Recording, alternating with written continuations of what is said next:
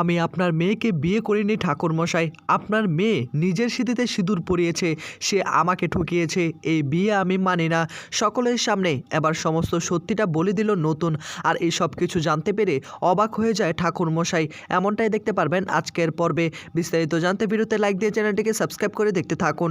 গল্পের শুরুতে দেখা যাবে পার্বতী সকলের সামনে বলে, বাচ্চার মাকে ভালোবেসে যদি নতুনদা তুমি নিজেকে ধন্য মনে করো, তাতে আমার কিচ্ছু যায় আসে না। আমি তবু তোমার সংসার করতে চাই, তোমার স্ত্রীর মর্যাদা পেতে চাই। অতীতে কি হয়েছিল সেটা আমি ভুলে যেতে চাই।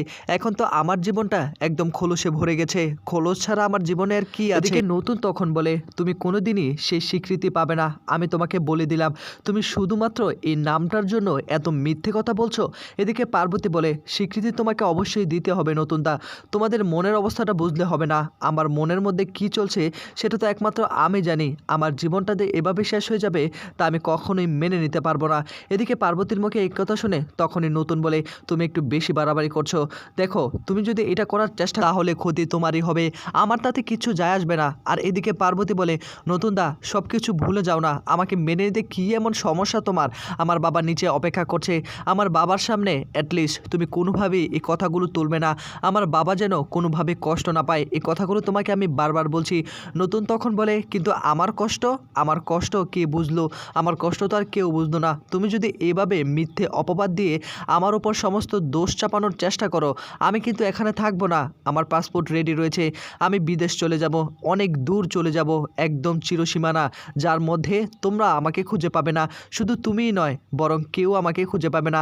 আমি অনেক আগে চলে যেতাম শুধুমাত্র একটি মানুষের কথা ভেবে, একটি মানুষের একাকিত্বের কথা ভেবে আমি এই পরিবারে রয়ে গিয়েছি। এ বলে তখন কমলিনীর দিকে তাকায় আর কমলিনীকে উদ্দেশ্য করে এই কথাগুলো বলতে শুরু করে, আমি চেয়েছিলাম কমলিনীর পাশে সারাটা জীবন থাকবো, আমি কোনোদিন কোথাও যাব না। এই মানুষটাকে একা করে আমি কোথায় যাব? কিন্তু শেষ পরিণতি, আমাকে আমার বুঝটা বুঝে নিতে হবে, আমাকে এখান থেকে চলে যেতে হবে। এভাবে অপবাদ আমি আর কোনোভাবে সহ্য করব না। সকলে আমাকে ভুল বুঝবে আর সেই ভুলের মাসুলগুলো আমি দেব, তা কোনোভাবেই হতে পারে না। এদিকে তখনই পার্বতী বলে, দেখো ভাই, আমার তো ভুল নেই। আমার কি ভুল? আমি মেয়ে হয়ে জন্মেছি, এটাই কি আমার ভুল? আমি বিয়ে করে এই বাড়িতে এসেছি, এটাই কি আমার ভুল? দেখো কমলিনীদি, তোমাকে একটা স্পষ্ট করে কথা বলতে চাই, তুমি নতুনদাকে একটু আমাকে যেন মেনে নেয়। আমার বাবার নিচে বসে রয়েছে, সাথে গ্রামের অনেক লোক রয়েছে। এখন নতুনদা যদি নিচে গিয়ে এই কথাগুলো বলে, আমার বাবা কিন্তু কষ্ট পাবে।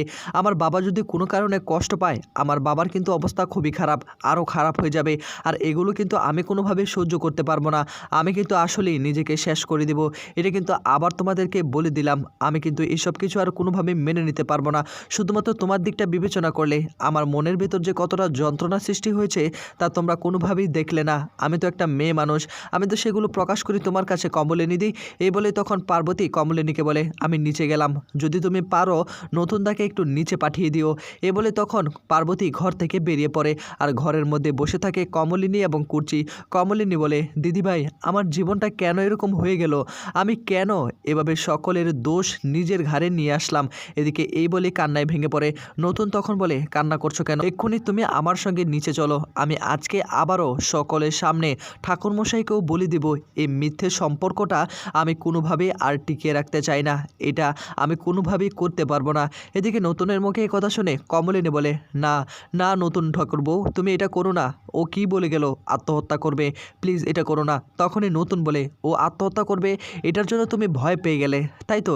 এখন আমি যদি বলি আমি আত্মহত্যা করব, আমি পৃথিবীতে বেঁচে থাকবো না, তাহলে কি করবে তুমি? তুমি ভয় পাবে?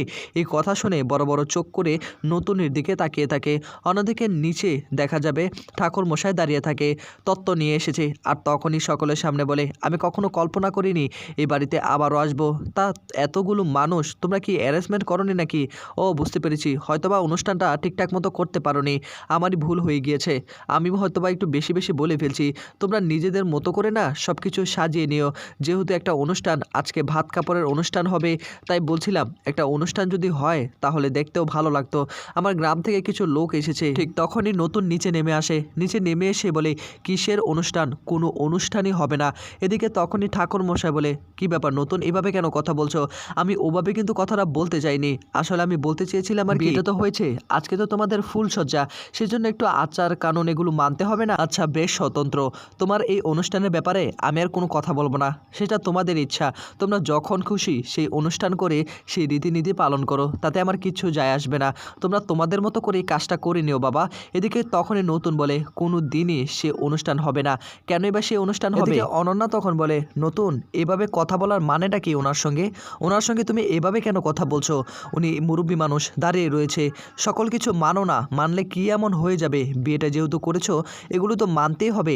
এদিকে নতুন বলে কিচ্ছু হয়নি, আমি আপনার সঙ্গে কথা বলতে চাই ঠাকুরমশাই। তখন সকলের সামনে বলে এখন আমার মেয়েটা হলো তোমাদের বাড়ির লক্ষ্মী। কি সর্বজিৎ, তুমি আমার মেয়েটাকে চিনো না? সর্বজিৎ বলে তা তো অবশ্যই, আমি তো খুব ভালো করে চিনি। এদিকে ঠাকুরমশাই বলে আমার মেয়েটা ছোটোকাল থেকে নতুনকে পছন্দ করে এসেছে, কিন্তু শেষ পর্যায়ে এসে যে নতুন তাকে বিয়ে করবে তা আমি কখনো কল্পনা করিনি। আসলেই জানো তো তোমাদের প্রতি না আমি খুবই কৃতজ্ঞ, আমার মেয়েটাকে লগ্নভ্রষ্টা হতে বাঁচিয়েছো, এর থেকে বেশি কিছু আমি তোমাদের থেকে আশা করিনি। আর একটা কথা, অনুষ্ঠানের বিষয়ে আমি তোমাদেরকে কোনো কথা বলবো না, তোমরা চাইলে করতে পারো, না চাইলে নাও করতে পারো, কিন্তু করাটা তো একটা ন্যায্য অধিকার তাই না? একটা নিয়ম কানুন আছে, সেগুলোকে তো অবশ্য মানতে হবে। আর একটা কথা জানার ছিল আর কি, নতুন তো এই বাড়িটা কিনেছে তাই না? নতুন কি এখানেই থাকবে নাকি ওইখানে থাকবে? আর মা তোমার নাম যেন কি, তোমাকে তো চিনতে পারলাম না। এদিকে তখনই বলে আমার নামই তো কমলিনী। আর এদিকে কমলিনী বলে আপনার মেয়ে এই বাড়িতেই থাকবে, কোথায় যাবে? এই বাড়িটা যেহেতু নতুন ঠাকুরবউ কিনেছে, সে এই বাড়িতেই থাকবে, আমরাই এই বাড়ি ছেড়ে চলে যাব। এই কথা শুনে ভীষণ চমকে ওঠে ঠাকুরমশাই। এদিকে তখনই আবার কুর্চি বলে ওঠে আপনার মেয়ে যেহেতু নতুনদার বউ হয়ে এসেছে, সে তো যখন খুশি যেখানে খুশি থাকতেই পারে, তাতে আমাদের কোনো আপত্তি নেই, আপনি এটা নিয়ে কোনোভাবে চিন্তা করবেন না, বুঝতে পারলেন তো? এদিকে তখনই আবার ঠাকুরমশাই বলে না সেটা তো আর চিন্তা করি না, তোমাদের মতো মানুষ পেয়েছে, আর আমরা সকলেই চাই সকলেই একসঙ্গে থাকবে। তোমরা কতটা ভালো মানুষ সেটা তো তোমাদের ব্যবহার দেখে বোঝা যাচ্ছে। আমার মেয়েটা খুবই লাকি, জানো তো, আমার মেয়েটা খুবই ভাগ্যবান, তোমাদের মতো করে একটা মানুষ পেয়েছে। নতুন তখন বলে আপনি আপনার মতো কথা বলেই যাচ্ছেন, কিন্তু আমি যে কোনো কথা বলবো সেই সুযোগটুকু তো আমি পাচ্ছি না। এদিকে তখনই পার্বতী নতুনের কাছে এসে বলে প্লিজ নতুনদা, আমার বাবার সামনে আমার সম্মানটা নষ্ট করো না, আমার বাবার সামনে এই কথাগুলো তুমি তোলো না, আমার বাবা কিন্তু হার্ট অ্যাটাক করবে। এ বলেই তখন নতুনকে আটকানোর চেষ্টা করে। নতুন তখন বলে তুমি আজকে আমাকে আটকে রাখতে পারবে না, আর কতটা মিথ্যে বলবে? যেহেতু এই মিথ্যেটা সকলের সামনেই হয়েছে, আজকে আমি সকলের সামনেই এই সত্যিটা সকলের সামনে তুলে আনবো, মিথ্যেটাকে একদম ধুলোয় মিশে দেব। আমার জীবনটা তুমি নষ্ট করবে তাই না? আমি তোমার জীবনটা নষ্ট করতে পারবো না কেন? আমি বিয়েটা কি তোমাকে করেছি? তুমি উল্টো নিজের স্মৃতিতে সিঁদুরটা পরিয়েছো। এদিকে পার্বতী বলে প্লিজ আজকে কোনোভাবে সিনক্রেট করো না। এদিকে তখনই ঠাকুরমশাই বলে কী ব্যাপার নতুন, তুমি কি বলবে বলো না, কিছু হয়েছে নাকি? তখনই নতুন বলে আপনি যেটা ভাবছেন ঠিক সেটা না, আজকে সকলের সামনে একটা সত্যি উদ্ঘাটন করে দেব। পার্বতীর বাবা তখন বলে নতুন তোমার কি কোনো কিছু চাওয়ার আছে?